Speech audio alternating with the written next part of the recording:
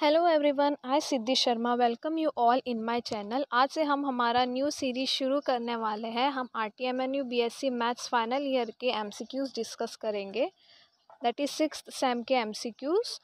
तो जो first chapter जो हम आज से शुरू करने वाले हैं वो है लीनियर ट्रांसफॉर्मेशन का।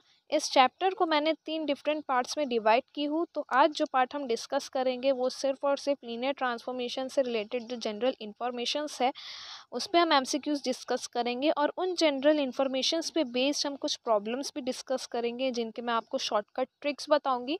तो आप वीडियो को एंड तक ज़रूर देखें। तो हम हमारा सबसे पहला क्वेश्चन देखते हैं। यहाँ पूछा है functions that possess the property of linearity are called as dash. तो ये बहुत जनरल चीज़ है और बहुत जेन्युइन चीज़ है हमें याद रखने के लिए कि जो फंक्शन लीनियरिटी के प्रॉपर्टी को पोजेस करता है उस फंक्शन को हम क्या बोलते हैं, लीनियर ट्रांसफॉर्मेशन। तो तो हमारा करेक्ट ऑप्शन बनता है ऑप्शन ए। ये बहुत सिंपल सा चीज़ हो गया था, पेपर में मोस्ट ऑफ द टाइम नहीं पूछता है, बट नॉलेज रखने के लिए मैंने ये MCQ का ये एक क्वेश्चन इसमें ऐड कर दी। अब ये दूसरा क्वेश्चन हम देखते हैं। ये क्वेश्चन बहुत इम्पॉर्टेंट है, आप इसे ध्यान से देखें और ध्यान से समझने की कोशिश कीजिए। यहाँ पे क्या बोला है, the mapping TU to V is set to be linear map if, और दो कंडीशंस दिए हुए हैं, TU1 + U2 equals to TU1 + TU2, और दूसरा कंडीशन दिया है T into alpha U equals to alpha into TU for all U1, U2 belongs to U and alpha belongs to F. Which of the above two statements are correct? Okay. हमें इन दोनों statements में से correct statement को identify करना है और ये देखना है कि ये लीनियर मैपिंग है कि नहीं, या ये कंडीशन लीनियर मैपिंग का कंडीशन है या नहीं। तो सबसे पहले हम ये क्वेश्चन अगर ध्यान से देखें तो ये जो U है और ये जो V है ये दोनों वेक्टर स्पेस है, और ये U1 U2 ये वेक्टर स्पेस U के एलिमेंट्स है। ठीक है। अब ये लीनियर मैपिंग का डेफिनेशन हमने पढ़े हैं कि mapping is said to be linear if T into U1 + U2 equals to TU1 + TU2, ये कंडीशन हमने पढ़े हैं, डेफिनेशन जो जनरल डेफिनेशन है लीनियर ट्रांसफॉर्मेशन का। और ये सेकंड कंडीशन जो है वो भी हमने पढ़े हैं, that is T into alpha U equals to alpha into TU। तो ये जो दोनों कंडीशंस हैं ये दोनों लीनियर ट्रांसफॉर्मेशन को सेटिस्फाई करते हैं। तो हमारा करेक्ट ऑप्शन ये क्वेश्चन का जो बनता है वो बनता है ऑप्शन सी। क्या पूछा है यहाँ पे, which of the two statements are correct. Okay, दोनों स्टेटमेंट्स हमारे करेक्ट है, तो हमारा करेक्ट ऑप्शन बनता है ऑप्शन सी। ओके। और हाँ, मैं इसमें और एक चीज़ ऐड करना चाहूँगी, अगर हमारा ट्रांसफॉर्मेशन इन दोनों कंडीशन में से एक भी कंडीशन को सेटिस्फाई नहीं करेगा, दैट इज़ ये कंडीशन और ये कंडीशन, अगर हमारा ट्रांसफॉर्मेशन इन दोनों कंडीशन में से किसी एक भी कंडीशन को सेटिस्फाई नहीं करेगा तो हमारा ट्रांसफॉर्मेशन लीनियर ट्रांसफॉर्मेशन नहीं होगा। तो ये बहुत ज़रूरी है कि हमारा ट्रांसफॉर्मेशन इन दोनों कंडीशंस को सेटिस्फाई करे। ठीक है, तो हमारा करेक्ट ऑप्शन तो यहाँ ऑप्शन सी है।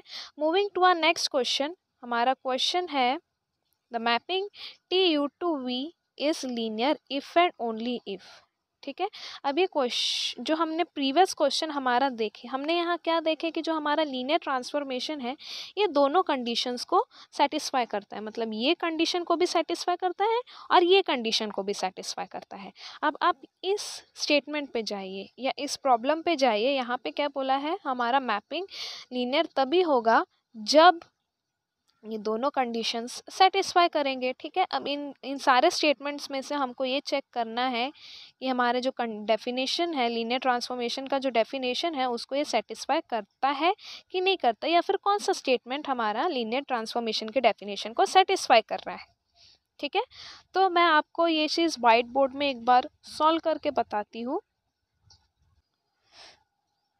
ऑप्शंस में क्या दिया हुआ था, T into alpha U1 plus beta U2। अब जो हमने लीनियर ट्रांसफॉर्मेशन के जो डेफिनेशंस देखे थे और जो दोनों कंडीशंस देखे थे, अब उन दोनों कंडीशंस के बेसिस पे इसका इसको सिंप्लीफाई करेंगे। ओके, सो क्या बनेगा, ये पहले तो ये सेपरेट हो जाएगा, ये दोनों सेपरेबल होते हैं, ठीक है, ये दोनों सेपरेबल होते हैं। तो ये क्या हो जाएगा, T into alpha u1 plus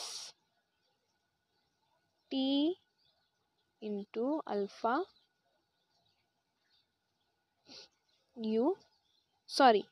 beta u2, beta u2, ठीक है।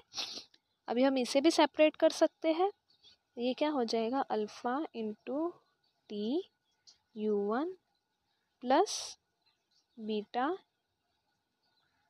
T u2। तो ये हमें आंसर मिल गया है हमारा। तो हम हमारे ऑप्शंस में से चेक कर लेते हैं कि कौन सा ऑप्शन है हमारा करेक्ट ऑप्शन। तो यहाँ ऑप्शन ए तो हमारा करेक्ट नहीं है, क्योंकि यहाँ नॉट इक्वल्स टू बोला है, ठीक है। ऑप्शन बी भी हमारा करेक्ट नहीं है, क्योंकि यहाँ बीच में माइनस साइन आ गया है। यस, ऑप्शन सी हमारा करेक्ट है। ऑप्शन डी भी हम देख लेते, देखिए यहाँ पहला चीज़ यहाँ नॉट इक्वल्स टू बोला है और यहाँ माइनस साइन भी आ गया है। तो हमारा करेक्ट ऑप्शन बनता है ऑप्शन सी। आई होप आपको समझ गया होगा अच्छे से। Moving to a next question.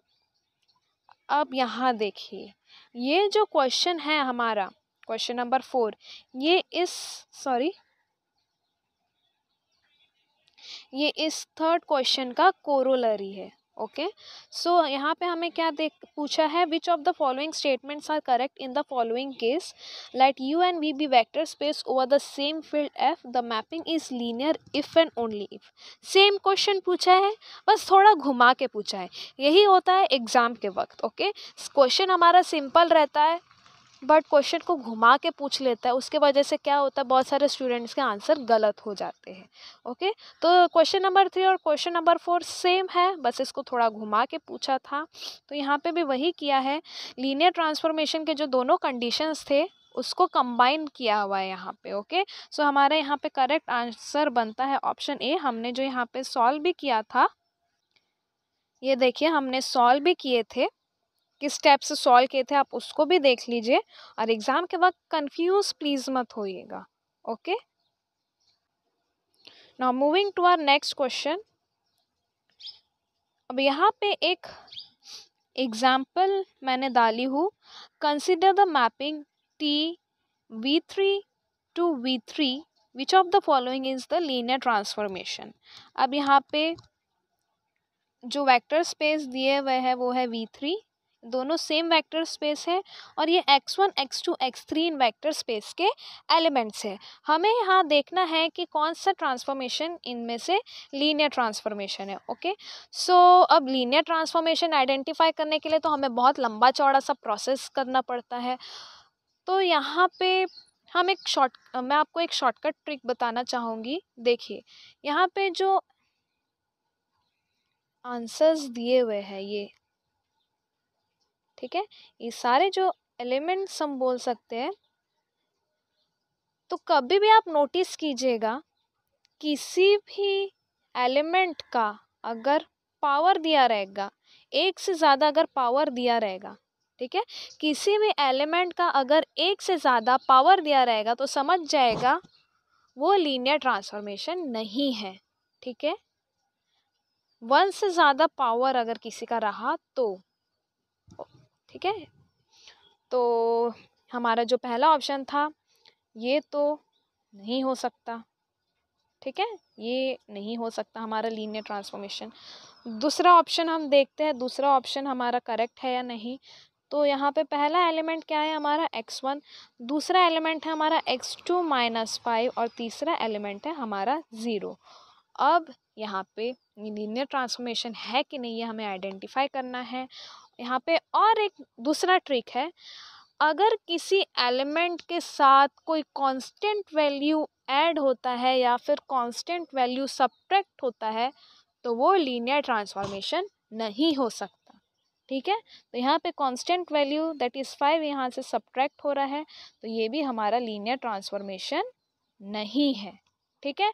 Moving to our next option, क्या बोला है यहाँ पे x1 x2 x3 और इसके जो एलिमेंट्स है वो है 0 x2 स्क्वायर 1। ठीक है, सेम चीज़ यहाँ पे भी हुआ है जो ऑप्शन 1 में हुआ था। यहाँ x2 का पावर 2 है, मतलब 1 से ज़्यादा पावर है। पावर किसी भी एलिमेंट का पावर अगर 0 रहा तो भी चलेगा और किसी भी एलिमेंट का पावर अगर 1 रहा तो भी चलेगा, लेकिन 1 से ज़्यादा पावर नहीं चलेगा। हमारा ये ऑप्शन भी गलत हो गया क्योंकि यहाँ पे हमारा पावर 2 दिया हुआ है। Moving to our next option,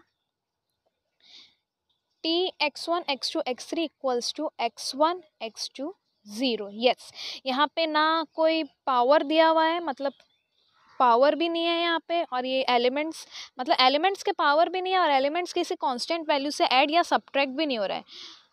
element multiply हो सकता है, ठीक है, लेकिन ऐड या सब्ट्रैक्ट नहीं हो सकता। तो हमारा करेक्ट ऑप्शन बनता है option D. Moving to our next question, consider the map T v3 to v1, which of the following is not the linear transformation। Okay, same यहाँ पे भी उसी टाइप से रिलेटेड एक क्वेश्चन है। यहाँ पे वेक्टर स्पेस दिया हुआ है v3 और v1, हमें यहाँ आइडेंटिफाई करना है कि कौन सा लीनियर ट्रांसफॉर्मेशन नहीं है।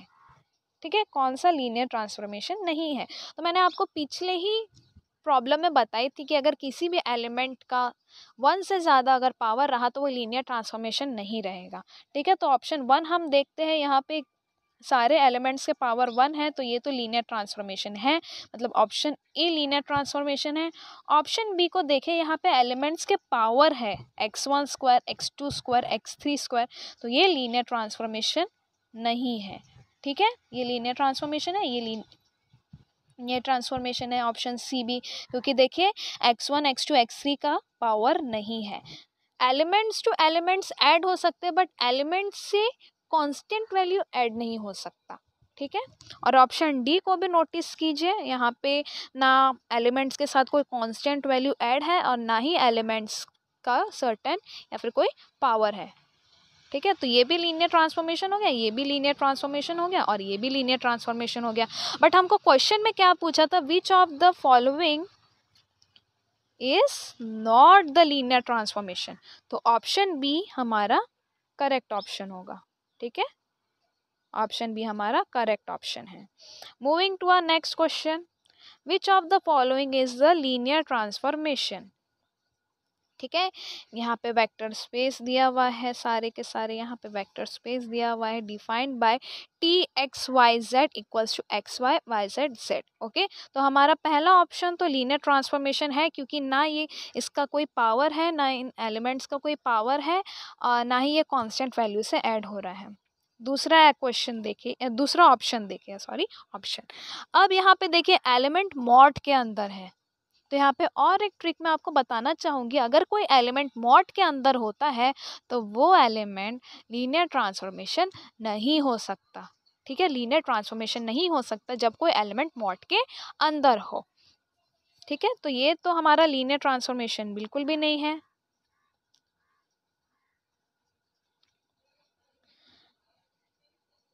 ये लीनियर ट्रांसफॉर्मेशन नहीं है हमारा। Moving to our next option, यहाँ पे ऑप्शन क्या दिया है, T X Y Z X square plus Y square plus Z square. यहाँ एलिमेंट्स के पावर है तो ये भी हमारा लीनियर ट्रांसफॉर्मेशन नहीं हो सकता। और यहाँ पे चौथा ऑप्शन दिया है नन ऑफ द अबव। ठीक है, अब यहाँ क्वेश्चन में हमसे क्या पूछा है, which of the following is the linear transformation. Okay, but हमारा पहला ऑप्शन तो लीनियर ट्रांसफॉर्मेशन है क्योंकि यहाँ का एलिमेंट्स देखिए आप, एलिमेंट्स ना ही कांस्टेंट वैल्यू से ऐड हो रहे हैं या कांस्टेंट वैल्यू से सब्ट्रैक्ट भी नहीं हो रहा है और एलिमेंट्स का पावर भी नहीं है और वो एलिमेंट्स मॉड के अंदर भी नहीं है। हमारा पहला ऑप्शन करेक्ट होता है। Moving to our next question, which of the following statement is not true. क्या पूछा है, नॉट ट्रू। वही देखें यहाँ पे पहला ऑप्शन क्या है, T C R to C R. अब ये सी आर क्या है, कॉम्प्लेक्स वेक्टर स्पेस है। ठीक है, वो कॉम्प्लेक्स एलिमेंट्स। तो यहाँ पे option A is a linear transformation, option B is also a linear transformation, option C में क्या है, देखिए यहाँ पे पावर आ गया तो ये लीनियर ट्रांसफॉर्मेशन हमारा नहीं रहेगा, और ऑप्शन डी तो बिल्कुल भी नहीं रहेगा, क्योंकि ऑलरेडी हमारा यहाँ पे ये वेक्टर स्पेस ये ऑप्शन बताया हुआ है कि लीनियर ट्रांसफॉर्मेशन नहीं है। अगर हम यहाँ ऑल ऑफ दी अबव करते तो ये ना a vector space a linear transformation रहता, ना बी लीनियर ट्रांसफॉर्मेशन रहता।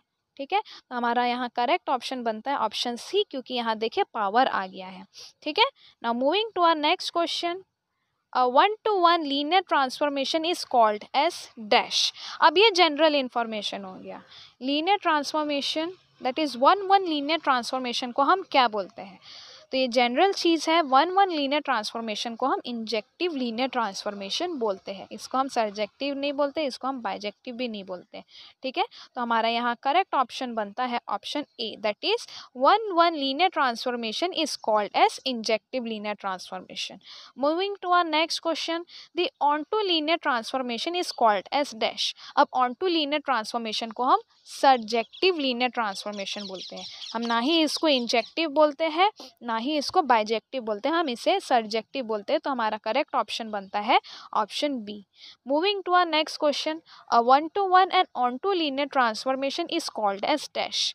अब अगर हमारा लीनियर ट्रांसफॉर्मेशन वन टू है और ऑन टू भी है, वन टू वन है और ऑन टू भी है, तो हमारा linear transformation bijective linear transformation रहेगा। ठीक है, I hope you got it. अभी मैं एक बार आपको फिर से शॉर्ट में बता देती हूँ। जो हमारा one to one linear transformation रहता है वो इंजेक्टिव रहता है, दैट इज ये क्वेश्चन देखिए, one to one linear transformation is called as injective linear transformation. जो ऑन टू लीनियर ट्रांसफॉर्मेशन रहता है उसे हम सर्जेक्टिव लीनियर ट्रांसफॉर्मेशन बोलते हैं। और जो one to one and onto दोनों रहता है, जो linear transformation one to one and onto दोनों रहता है, उसको हम बाइजेक्टिव लीनियर ट्रांसफॉर्मेशन बोलते हैं। Now next question, a one to one and on to linear transformation is called as dash। अब आप बोलोगे कि ये तो पिछले क्वेश्चन जैसे ही रिपीटेड क्वेश्चन है, तो हम पिछले क्वेश्चन में तो हमने देखे कि one to one and onto linear transformation को हम बाइजेक्टिव लीनियर ट्रांसफॉर्मेशन बोलते हैं, तो ऑप्शन ए तो करेक्ट है। अब ये जो ऑप्शन बी है ना, वेक्टर स्पेस आइसोमॉर्फिज्म, तो हम one to one and onto linear transformation को वेक्टर स्पेस आइसोमॉर्फिज्म भी बोलते हैं। ठीक है, one to one and onto linear transformation bijective भी होता है और वेक्टर स्पेस आइसोमॉर्फिज्म भी होता है, मतलब एक ही चीज़ के तीन नाम। ठीक है, तो हमारा करेक्ट ऑप्शन बनता है ऑप्शन सी। अगर यहाँ हम सिर्फ बाइजेक्टिव को टिक करेंगे या बाइजेक्टिव लिखेंगे तो भी हमारा आंसर गलत होगा, या फिर अगर हम सिर्फ वेक्टर स्पेस को टिक करेंगे तभी भी हमारा आंसर गलत होगा। इसलिए हम यहाँ पे दोनों को टिक करेंगे, that is both option A and B are correct. Now moving to our next question,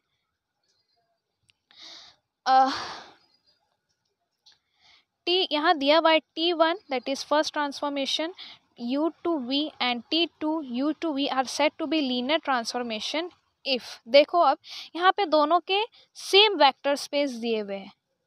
ठीक है, सेम वेक्टर स्पेस दिए हुए हैं, और यहाँ पे हमें ये देखना है इनके बीच का ये चेक करना है कि ये दोनों जो ट्रांसफॉर्मेशन वो इक्वल है या फिर नॉट इक्वल है या फिर ग्रेटर है या फिर स्मॉल है। ठीक है, अगर दो ट्रांसफॉर्मेशन दिया हुआ है हम अपन को और दोनों ट्रांसफॉर्मेशन के वेक्टर स्पेस भी सेम है, तो वो दोनों ट्रांसफॉर्मेशन भी सेम होंगे। ठीक है ना, ये नॉट इक्वल्स टू होगा, तो ऑप्शन ए तो गलत हो गया। ठीक है, ऑप्शन बी ऑब्वियसली सही है, क्योंकि दोनों के वेक्टर स्पेस सेम है, वेक्टर स्पेस सेम है तो दोनों के एलिमेंट्स भी सेम होंगे। ठीक है, तो दोनों का ट्रांसफॉर्मेशन भी सेम हो जाएगा। हमारा ऑप्शन बी तो करेक्ट है, ऑप्शन सी बिल्कुल गलत है।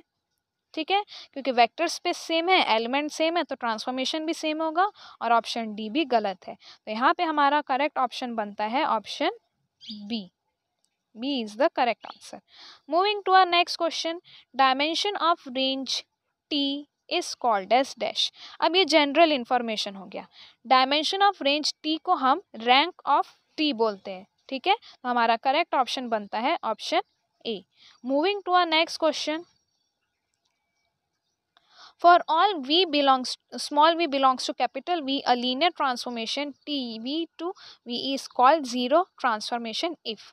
अब अगर हम लीनियर ट्रांसफॉर्मेशन लेते हैं किसी एलिमेंट से और उसका आंसर अगर हमारा ज़ीरो आता है तो वो ज़ीरो ट्रांसफॉर्मेशन होगा। किसी वेक्टर स्पेस का ट्रांसफॉर्मेशन अगर ज़ीरो आता है तो वो ज़ीरो ट्रांसफॉर्मेशन रहेगा। ठीक है, तो अब ये ट्रांसफॉर्मेशन देखे, ये तो ज़ीरो नहीं है तो हमारा ये ऑप्शन तो गलत हो गया, मतलब ऑप्शन ए तो हमारा गलत हो गया।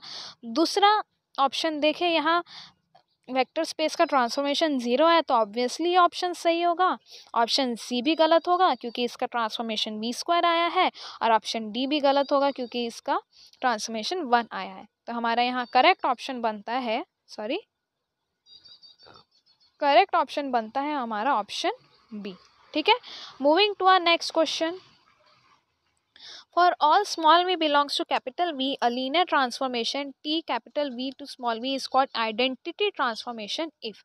अब किसी वेक्टर स्पेस का हम ट्रांसफॉर्मेशन निकाले, ठीक है, अगर किसी वेक्टर स्पेस का ट्रांसफॉर्मेशन निकाले और उसका आंसर भी सेम आए, मतलब वेक्टर स्पेस जो वेक्टर स्पेस है वही हमारा ट्रांसफॉर्मेशन भी आए, तो वो हमारा आइडेंटिटी ट्रांसफॉर्मेशन हो जाएगा। ठीक है, तो हम यहाँ ऑप्शंस देख लेते हैं। ऑप्शन ए में क्या है, यस, दोनों सेम है, मतलब हमारा वेक्टर स्पेस का एलिमेंट बोल सकते हैं या फिर वेक्टर स्पेस और हमारा ट्रांसफॉर्मेशन दोनों सेम है, तो ऑप्शन ए तो हमारा करेक्ट हो गया। ऑप्शन बी गलत हो गया, ये ज़ीरो ट्रांसफॉर्मेशन है। ऑप्शन सी भी गलत हो गया क्योंकि इसका ट्रांसफॉर्मेशन हमारा वी स्क्वायर निकला है, तो ये तो गलत है, और ऑप्शन डी भी गलत है। ठीक है, तो हमारा यहाँ करेक्ट ऑप्शन बनता है option A. Moving to our next question, ये हमारा लास्ट क्वेश्चन है हमारे आज के लेक्चर का।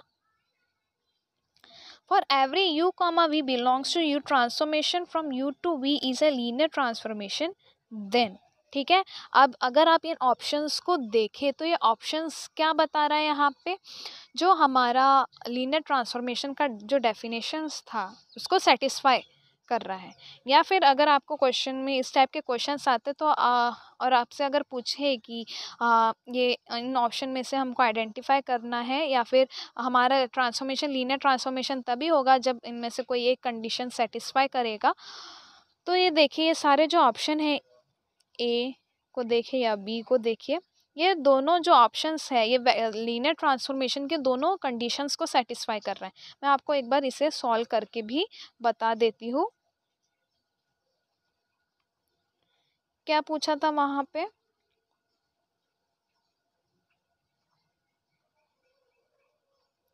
देखिए हमसे क्या पूछा था, टी, पहला ऑप्शन था हमारा टी यू माइनस वी और दूसरा ऑप्शन था टी यू प्लस वी।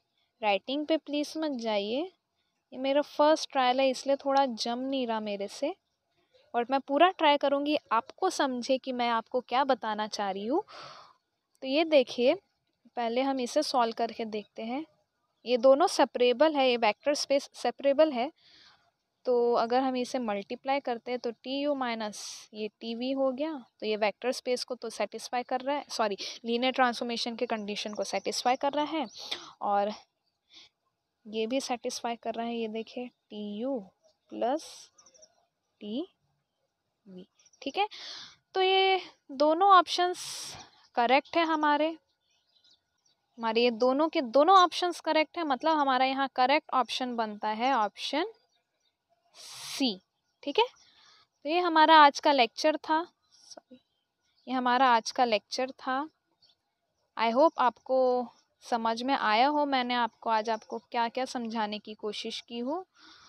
तो आप इन प्रॉब्लम्स को ज़रूर ट्राई कीजिए क्योंकि एग्ज़ाम पॉइंट ऑफ व्यू से ये सारे प्रॉब्लम्स बहुत इम्पॉर्टेंट है। और अगर आपको इन केस कुछ डाउट आता है तो कमेंट सेक्शन में मुझे ज़रूर बताएं। आपके डाउट्स मैं पूरी कोशिश करूँगी कि आपके सारे डाउट्स मैं क्लियर कर सकूँ, और इस वीडियो को आप ज़्यादा से ज़्यादा लोगों तक शेयर करें क्योंकि कुछ ही दिन में या एक मंथ के बाद ही हमारे एग्ज़ाम्स शुरू होने वाले हैं फाइनल ईयर के। तो आप ज़्यादा से ज़्यादा लोगों को बताएं ताकि ये ज़्यादा से ज़्यादा लोगों की हेल्प हो सके, उनको समझ सके कि एग्जैक्टली क्या है लीनियर ट्रांसफॉर्मेशन में। तो ये आज हमने सिर्फ और सिर्फ जनरल इन्फॉर्मेशन लीनियर ट्रांसफॉर्मेशन का कवर किया है। नेक्स्ट टाइम मैं आपको नलिटी, कर्नल, रैंक, रेंज इन सब के बारे में आप इन सब से रिलेटेड मैं प्रॉब्लम्स डिस्कस करूँगी मेरे नेक्स्ट लेक्चर में. तो see you next time and all the best for your exams. Bye.